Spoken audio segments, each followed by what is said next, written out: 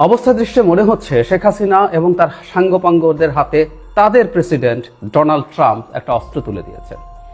হ্যাঁ, ডোনাল্ড ট্রাম্পকে তারা এখন প্রেসিডেন্ট মানেন বলেই মনে হয়। তাদের একজন প্রধানমন্ত্রী আছে, নরেন্দ্র মোদী, একটা প্রেসিডেন্টও তারা সাম্প্রতিক সময়ে পেয়েছেন, এবং এই প্রধানমন্ত্রী এবং প্রেসিডেন্ট মিলে ডক্টর ইউনূসের সরকারকে ঝেঁটিয়ে বিদায় করবেন বা ভবিষ্যতের সরকারকে ঝেঁটিয়ে বিদায় করে তারা দেশে ক্ষমতা দখল করবেন, এসব খোয়াব টোয়াব দেখছেন। যাই হোক, ডোনাল্ড ট্রাম্প বাংলাদেশে গণতন্ত্র শক্তিশালীকরণের নামে একটা ফান্ড নিয়ে কিছু মন্তব্য করেছেন, সেটা নিয়ে মনে হচ্ছে তাদের বিরাট ঈদ ঈদ লাগছে। আমি দেখছি অনেকেই ফেসবুকে লিখছে, ওকে তাকে ট্যাগ করছে, তাকে প্রশ্ন করছে।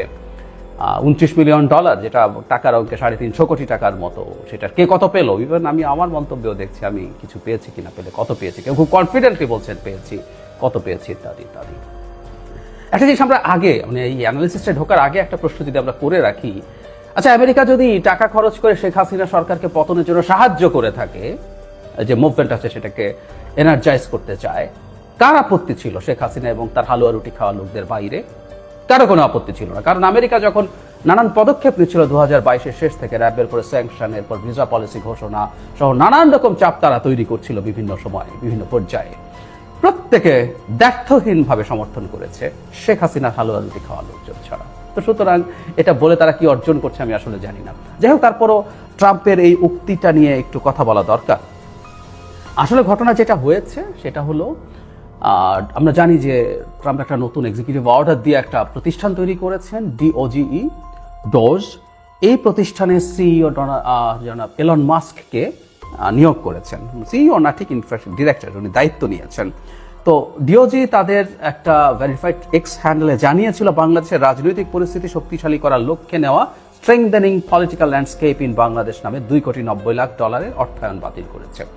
মানে মাস্ককে দায়িত্ব দেওয়া হয়েছে আমেরিকার ফেডারেল গভর্নমেন্টের যে এক্সপেন্স আছে সেটা হ্রাস টানা। মানে তারা একটা আলাপ করে তো ভোটে নির্বাচিত হয়েছে, তাদের যে টার্গেট ভোটার্স আছেন তাদেরকে তারা বলেছেন যে আমেরিকা সারা পৃথিবীতে এমন অনেক কিছু করে যেগুলো তার করার দরকার নেই, এগুলো করতে গিয়ে জনগণের ট্যাক্সের টাকা নষ্ট হয়, ওই টাকাটা আমরা বাঁচাবো। ফলে ডোজ যেটা করছে, আমাদের মনে আছে নিশ্চয়ই, USAIDর ফান্ডিং পুরো বন্ধ করে দিয়েছিল। এখনো আসলে সারা পৃথিবীতে বিভিন্ন জায়গায় USAIDর যে ফান্ডিং আছে সেটা নিয়ে খুবই নানান রকম ক্রাইসিস হয়েছে। বাংলাদেশে অন্তত 10,000 মানুষ চাকরি হারিয়েছে, যারা বিভিন্ন USAID ফান্ডেড বিভিন্ন প্রজেক্টে অন্যান্য NGOর হয়ে কাজ করতেন। তো তারা দেখাচ্ছেন যে তারা প্রচুর খরচ বাঁচাচ্ছেন এবং তোমার ট্যাক্সের টাকা তোমার কাছে রাখছি, তোমার জীবন আমি অনেক সমৃদ্ধ করে তুলবো। এটা হচ্ছে তার মানে তার যে ক্যাম্পেইন ছিল সেটার এক ধরনের, তারা এটাকে মিট করছে, তারা তাদের ক্যাম্পেইনের যে ছিল, প্রতিশ্রুতি ছিল।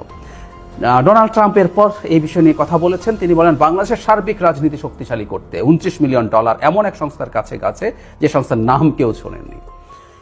তিনি বলেন, ছোট একটি সংস্থা এখান থেকে $10,000, সেখান থেকে $10,000 পায়, সেখানে যুক্তরাষ্ট্র সরকারের কাছ থেকে পেয়েছে $29 মিলিয়ন, যেটা খুব ভয়ঙ্কর সেটা বলছেন। সেই সংস্থায় মাত্র 2 জন কাজ করেন উল্লেখ করে ট্রাম্প বলেন, আমি মনে করি তারা 2 কর্মী দারুণ খুশি, তারা খুব ধনী, শিগগির ভালো বিজনেস সময়ক্ষেত্রে তারা স্থান পাবে বড় প্রতারণার জন্য। তার মানে যে 2 জন গেছে তারা টাকাটা তারাই খেয়ে ফেলেছেন। ট্রাম্পের আসলে বক্তব্যটা এই ধরনের। এছাড়া তিনি ভারত সম্পর্কে বলেছেন, $21 মিলিয়ন দেওয়া হচ্ছে আমার বন্ধু প্রধানমন্ত্রী নরেন্দ্র মোদীর ভারতকে ভোটার উপস্থিতি বৃদ্ধির জন্য। উনি ফান করে বলছেন, আমাদের কি হবে, আমরাও তো চাই ভোটার উপস্থিতি বাড়ুক, মানে আমরা তো টাকা পাচ্ছি না, ভারতকে কেন দেবো। স্টুপিডের মতো কথা, একটা ডেমাগগ যেভাবে কথা বলেন উনি তাই বলছেন। এছাড়া নেপাল টাকা পেয়েছে $29 মিলিয়ন 2টি প্রকল্পের জন্য, এরকম সার্বিয়া, মলদোভা সহ কয়েকটা দেশের কথা বলছেন। তার মানে আসলে তারা যেটা বলছেন, দেখাতে চাইছেন যে বাংলাদেশে ডেমোক্রেসি স্ট্রেংথেনিং এর জন্য যে টাকা দেওয়া হতো সেটা তারা দিচ্ছেন না, এবং আরও বেশি তাচ্ছিল্য, 2টি মানুষ কাজ করে এরকম প্রতিষ্ঠান, কেউ নাম জানে না। আচ্ছা, আমরা প্রথম ডেমোক্রেসির আলোচনায় পরে আসি। প্রথম যে কথাটা দরকার সেটা হচ্ছে, আমরা কি এই যে 2 জন সদস্য এসব কতটুকু রিলাই করব। ট্রাম্প এবং মাস্ক পৃথিবীতে যে রাইটিস্ট রাজনীতির সিরিয়াস উত্থান ঘটছে তারই একটা বহিঃপ্রকাশ। সুতরাং তারা লিবারেল যে মিডিয়া আছে এতদিন পর্যন্ত আমেরিকার মতো জায়গাতেও, যে ওয়েল অ্যাকসেপ্টেড মিডিয়া, যেগুলো গ্লোবালি অ্যাকসেপ্টেড, আমি ওয়েল অ্যাকসেপ্টেড বলতে এটা বোঝাচ্ছি না তারা নিখুঁত, পৃথিবীতে নিখুঁত বলে কোনো মিডিয়া নাই, কিন্তু এই ওয়েল অ্যাকসেপ্টেড মিডিয়াগুলোকেও তারা ডিনাউন্স করে এবং তারা বলতে চায় যে এগুলো আদতে জেনুইন তথ্য পাবলিশ করে না। বিখ্যাত গত টার্মে ডোনাল্ড ট্রাম্প সবার সামনে একটা সাংবাদিক সম্মেলনে সিএনএনকে ফেক নিউজ বলে সবার সামনে অপদস্থ করতে চেয়েছেন। নট অনলি দ্যাট, আমি কয়েকদিন আগে এলন মাস্কের একটা টুইট দেখলাম, সেখানে তিনি রয়টারের বিরুদ্ধেও তারা প্রচুর কঠোর হচ্ছেন এবং রয়টার্সকেও তারা ডিসইনফরমেশন এবং মিথ্যা তথ্যের জন্য অ্যাকিউজ করছেন। এলন মাস্ক এটাকে সেকেন্ড বলছেন, next to AP, associated press. মজার ব্যাপার, উনি অ্যাসোসিয়েটেড প্রেসকে, এপিকে অ্যাসোসিয়েটেড প্রোপাগ্যান্ডা বলছেন এপির এলাবোরেশন করতে গিয়ে। আমরা বুঝতে পারি যে তারা আদতে তাদের মত তথ্য ফ্লাডেড করতে চান, সেই কারণে তাদের নতুন নতুন মিডিয়া তারা তৈরি করবেনও। অলরেডি একটা মিডিয়া তাদের হয়ে কথা বলেন বলে তারা ফক্স নিউজের কথা বলছে, সেটাকে রিলাই করছেন। সুতরাং মিথ্যাচারের ওপরে তাদের আসলে সবকিছু নির্ভরশীল। ডোনাল্ড ট্রাম্প বক্তৃতা করলে, কোথাও কিছু বলে, সেটা প্রেসিডেন্সিয়াল ক্যাম্পেইনের সময় হোক, প্রেসিডেন্সিয়াল ডিবেটের সময় হোক, যখনই হয়েছে মেইনস্ট্রিম মিডিয়া মুহূর্তে একটা তথ্য নিয়ে আসছে যে উনি কতগুলো মিথ্যে বলেছেন। প্রত্যেকবার উনি অসংখ্য মিথ্যে বলছেন। সেই মিথ্যাবাদী, মিথ্যাচার যাদের না রাজনৈতিক টুল, এই ধরনের ফালতু রাইটিস্ট এবং তারা ফ্যাসিস্ট হয়ে উঠছেন, এই লোকজনের মিথ্যে আসলে একটা বিরাট অস্ত্র, এটা আমরা সবাই জানি। সো এই তথ্য দুজন কিনা না কিনা সেটা খোঁজাখুঁজি বাদ দিয়ে আমরা তাদেরকে এভাবে একটু দেখতে চাই। কিন্তু যে জায়গাটা আসছে ডেমোক্রেসি স্ট্রেংথেনিং এর ব্যাপারে, হ্যাঁ আমেরিকায় খরচ করেছে, ইউএসএআইডি বা অন্যান্য ফান্ড থেকে যেখান থেকে এখানে টাকা এসে সেটা দেখানোও সম্ভব। এখন এটাকে আমাদের কাছে যেটা আমাদের বুঝতে হবে সেটা হচ্ছে এই যে সো-কল্ড স্ট্রেংথেনিং ডেমোক্রেসি, এটা আমেরিকার চ্যারিটি না, বহুদিন বলেছি। বিশেষ করে 2022 সালের শেষে যখন র্যাবকে স্যাংশন দেওয়া হয়, তারপর যখন ভিসা পলিসি, আমি প্রচুর আমার এই চ্যানেলে কথা বলেছি, টকশোতে কথা বলেছি, সেটা হলো আমেরিকা এখন লিবারেল ডেমোক্রেসিকে তারা চায় যে এটা আপহোল্ড করুক, এটা স্প্রেড করুক, এটা স্ট্রেংথেন হোক। কারণ তারা দেখেছে, এটা সবাই জানি যে আমরা লিবারেল ডেমোক্রেসির সাথে একজন ইললিবারেল ডেমোক্রেসিও আছে এখন, উল্টোভাবে বলতে গেলে।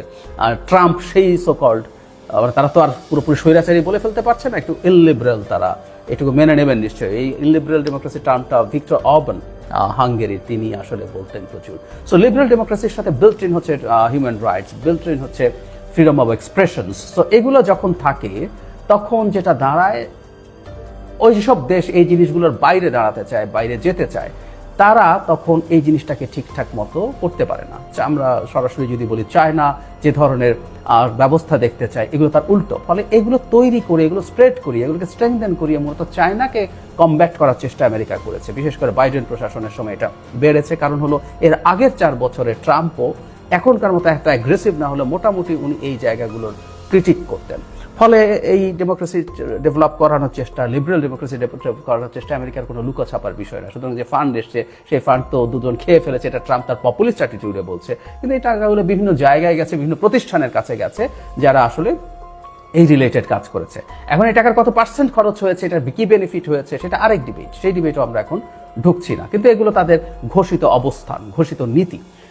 আমি আগে বহুবার বলেছি যে ইভেন 70s 80s আমেরিকা তার স্বার্থের জন্য ডিক্টেটরদেরকে আসলে প্রমোট করতো। কারণ তারা দেখেছে লিবারেল ডেমোক্রেসি যদি থাকে, তাহলে সেই লিবারেল ডেমোক্রেসিটা কমিউনিস্ট আন্দোলনকে, কারণ তখনকার স্বপ্নি ইয়াং এনার্জেটিক ব্রিলিয়ান্ট তরুণরা রীতিমতো মেসমারাইজড হয়েছিল কমিউনিজম দিয়ে, তখন কমিউনিজম মাথা চাড়া দিচ্ছে, সেটা তারা ঠেকানোর জন্য তারা ডিক্টেটর আনতো। আইয়ুব খানকে এনেছে, এই অঞ্চলকে তুমি সাইজ করে রাখো, তুমি ক্ষমতায় থাকো এবং তুমি কমিউনিস্টদের বিরুদ্ধে ক্র্যাকডাউন চালাও। এভাবেই একটার পর একটা ডিক্টেটর এই অঞ্চলে বিভিন্ন জায়গায় তারা তৈরি করেছে। মজার ব্যাপার, 90s তাদের এই প্রয়োজন ফুরিয়ে গেছে, কারণ সোভিয়েত ইউনিয়নের পতন হয়েছে এবং আমরা তখন দেখব পৃথিবীর বিভিন্ন দেশে ডিক্টেটরদের পতন হয়েছে এবং ওই সময় ডেমোক্রেসির একটা বিরাট জোয়ার দেখা গিয়েছিল। এই যে আর্লি 90s থেকে প্রায় 10 বছরের মতো এই যে হান্টিংটনসের যে ওয়েভ অফ ডেমোক্রেসি বলে, ওটার যে হাই টাইডটা ছিল ওর সময় কিন্তু একটা সিগনিফিক্যান্ট, এটা কারণ সেটা সেই আমেরিকায় তার স্বার্থ যখন এরকম ছিল, তখন এখন যখন এরকম আছে তখন এটাই করবে, আমেরিকা তার স্বার্থে করবে। বহুবার বলেছে আমাদের সুবিধা হচ্ছে তার স্বার্থ আর আমার স্বার্থ যেখানে একসাথে কাজ করে, তাই আমেরিকার যে কোনো চেষ্টা আমাদের ডেমোক্রেসিকে স্ট্রেংথেন করার জন্য সেটা আমরা সমর্থন করেছি। শেখ হাসিনা এইভাবে ক্ষমতায় থাকুক আমেরিকা চায় নাই, আমরাও চাই নাই। সো এটা মিলে গেছে। আমেরিকার ওই জিনিসগুলো আমাদের নিজস্ব চেষ্টা, আমাদের নিজস্ব মুভমেন্টকে স্ট্রেংথেন করবে, মানে তারা ক্যাটালাইজ করবে, সেই জন্য আমরা সেটাকে ওয়েলকাম করেছি। কোনোদিন মনে করি নাই যে আমেরিকায় সরকার ফেলে দেবে, আমি অন্তত মনে করিনি, বলিনি, বলেছি আমাদের সাহায্য করবে আমাদের মুভমেন্টকে, সেটাকে আমরা মানে সিরিয়াসলি এটাকে সাপোর্ট করি নেই। সুতরাং আমার জন্য ফান্ডিং আছে, এটা সমস্যার কিছু নাই। এখন যেটা হয়েছে, তারা তাদের ডোমেস্টিক ভোটারকে দেখাতে চাইছে যে দেখো আমরা এই খরচগুলো করবো না, কি দরকার আমার এগুলো করার। বিশেষ করে তার যে টার্গেট পিপল সেটা হচ্ছে white, less educated, rural Americans, তাদেরকে তারা এই জিনিসটা দেখাতে চেয়েছে, জানাতে চেয়েছে। এবং এসব যত এভাবে দেখাতে পারবে, দেখো দুজন মাত্র মানুষ আছে ওখানে গিয়ে টাকা গিয়ে ওরা খেয়ে ফেলেছে, ওদের স্ট্যান্ডার্ডেও, সাধারণ মানুষের স্ট্যান্ডার্ডেও প্রায় $3 মিলিয়ন, $30 মিলিয়ন খুব ছোট অঙ্ক না, তারা সেটা দেখিয়ে বিরাট বাহবা পেতে পারে। দেখো এভাবে আমি তোমার খরচ কমাচ্ছি, আগের যে সরকার ছিল সে এটা খরচ করতো, আমরা সেটা কমিয়ে তোমাকে ভালো রাখবো। এবং আমি মনে করি ভবিষ্যতে এই রিপাবলিকানদের রাজনীতি কিন্তু এই পথে যাবে। এটা কিন্তু আবার বলছে ট্রাম্পের কথা, এরা রিপাবলিকানরা কিন্তু এভাবে ভেবেছে নট নেসেসারিলি। IRI বলে যে প্রতিষ্ঠানের কথা USAID প্রসঙ্গে বলা হয়েছে আমেরিকাতেই, সেখানে কিন্তু বাংলাদেশে তারা কিভাবে শেখ হাসিনার বিরুদ্ধে কাজ করেছে সেটা বলেছে। এটা তো রিপাবলিকানদের অর্গানাইজেশন। এই IRI CRIর সাথে কাজ করেছে, CRI IRI কে এন্ডোর্স করছে, এরকম নিউজ আমাদের সামনে আছে। নট অনলি দ্যাট, 18 সালের নির্বাচনের আগে তারা একটা সার্ভে করে শেখ হাসিনার অ্যাপ্রুভাল রেটিং 70 বা তারও বেশি দেখাচ্ছে। আওয়ামী লীগের সমালোচনা আছে কিন্তু শেখ হাসিনার বিরাট সমর্থন আছে। এগুলো তো আমরা দেখেছি যে তিনি উদ্ধারকর্তা, বাংলাদেশে যে বয়ান সেই IRI বাংলাদেশে করেছে। তো সুতরাং এই ঘটনাগুলো আসলে ক্রমাগত ঘটে গেছে, কিন্তু এই ট্রাম্পের প্রশাসন এসে এগুলো থেকে সরিয়ে আনবে এবং শর্ট টার্মে একটা বেনিফিটও দেখাতে পারবে। বিভিন্ন জায়গার এক্সপেন্স যখন কমিয়ে ফেলবে, মানুষকে দেখাতে পারবে দেখো আমি এটা কমিয়ে ফেলে এত ভালো কিছু করেছি। এবং আমি অনুমান করি, অনেকেও অনুমান করেন, মাস্ক পরবর্তী প্রেসিডেন্ট নির্বাচনের জন্য যেতে পারেন, কারণ ট্রাম্পের এটাই সেকেন্ড টার্ম, শেষ টার্ম। মাস্ক আসবেন এবং মাস্কও একই পথের মানুষ, এবং উনি এইভাবেই আসলে তার ভবিষ্যতে তার যে ভোটার তার মধ্যে জায়গা তৈরি করছেন। শর্ট টার্মে এটা হতেই পারে, বিভিন্ন জায়গায় যে খরচ হচ্ছে এগুলোকে ব্যয় হিসাবে দেখানো, এগুলো আসলে কোনোটা ব্যয় না, এগুলো প্রত্যেকটা আমেরিকান ইন্টারেস্ট। আমেরিকা কোনো স্টুপিড দেশ না, সে বিভিন্ন দেশে এই নামে যেসব টাকা পয়সা দিয়েছে সেটা তার হেজিমনি, তার কোনো ক্ষেত্রে কালচারাল হেজিমনির জন্য, কোনো ক্ষেত্রে আজার হেজিমনি এনশিওর করার জন্য আসলে সেই টাকা পয়সাগুলো খরচ করতে চেয়েছে, করেছে। এটার বেনিফিট লং টার্মে আসতে থাকে। এভাবেই আমেরিকা আসলে পৃথিবীকে তার ওয়ার্ল্ড অর্ডারটা নিশ্চিত করতে পেরেছে।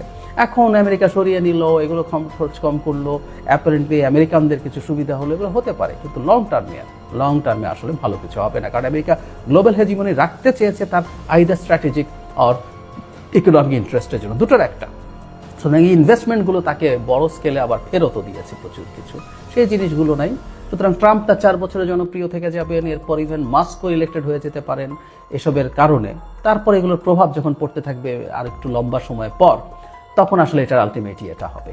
বটম লাইন হচ্ছে আমেরিকার এই ব্যয় নিয়ে আসলে আওয়ামী লীগপন্থীদের, আওয়ামী লীগের সাঙ্গপাঙ্গদের, শেখ হাসিনার, তাদের এই শোরগোল বা চেঁচামেচি, তাদের কত বিভৎস খারাপ অবস্থা সেটাই তারা প্রমাণ করে। কতটা নিরুপায় তারা ডুবন্ত না, তারা ডুবে গেছে, কিন্তু ডুবে যাওয়ার পরও তারা খড়কুটো ধরার চেষ্টা করছে।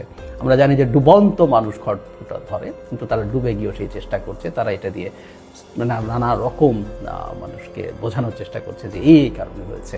শুরুতে যেটা বলেছিলাম সেটা দিয়ে শেষ করি, আমেরিকা যদি টাকা পয়সা খরচ করে নিজেও শেখ হাসিনাকে ফেলে দিত কোনো না কোনো ফর্মে, এই দেশের মানুষ সেটার পক্ষে থাকতো, কোনো রকম যদি কিন্তু ছাড়া।